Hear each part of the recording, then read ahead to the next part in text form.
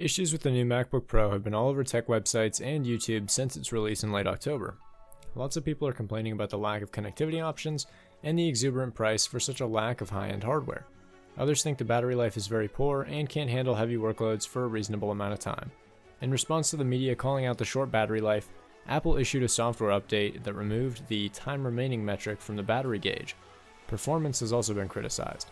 While it's definitely more powerful than the previous generation MacBook Pro, it's an incremental improvement and doesn't stand up to the competition at the same price point. The top-of-the-line 15-inch model comes in at a whopping $5,000. Today, I'm going to be showing you an alternative to the 2016 MacBook Pro that gives you a lot more for your money. This is the Aorus X7 V2 CF1. Now, I know what you're going to say. That is not a MacBook. But here's the kicker. This $2,000 machine with SLI, an i7 processor, 4 total drives, and 16 gigabytes of RAM can run OS X and Windows at the same time. Most laptops with NVIDIA graphics cards can't run OS X because of NVIDIA's Optimus technology for graphics switching. Laptops with SLI have this feature disabled, so OS X can be installed on them. OS X doesn't natively support SLI, but applications that use CUDA can take full advantage of both cards. This gives the X7 V2 a huge graphical horsepower advantage over the brand new MacBook Pro. I will say that this machine isn't for everyone, but I believe it's a viable replacement for professional users who need OS X for its software. If you decide to take this project on, there are a few things you need to know before you get started. The ambient light sensor, SD card reader, and macro editing don't work in OS X.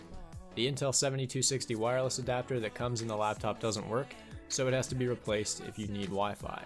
I replaced mine with a Broadcom model that I got for $25 on Amazon. There are a few other complications to get iCloud working, but everything else works perfectly. You can even boot Windows from a separate SSD since 3 are installed from the factory. Let's get down to the fun stuff. Benchmarks. The X7 scores 29 seconds in the BruceX 5K Final Cut Pro benchmark. The top-of-the-line 15-inch 2016 MacBook Pro lags far behind at 47 seconds. CUDA acceleration is to thank for that one. In Geekbench 4, the Aorus scored 4,151 in the single-core test and 13,771 in the multi-core test.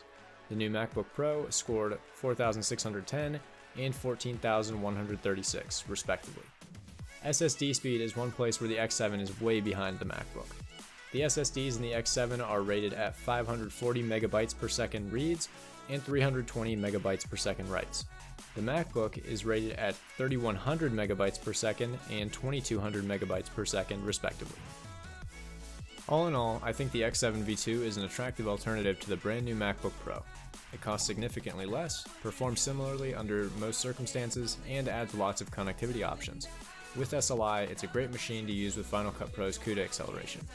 In the description, I'll post links to where you can purchase this laptop, along with a full tutorial you can use to get it running OS X if you decide to take on this project yourself. I've been Reed from Thoughtful. If you enjoyed this video, be sure to leave a like and subscribe to see all of our future uploads.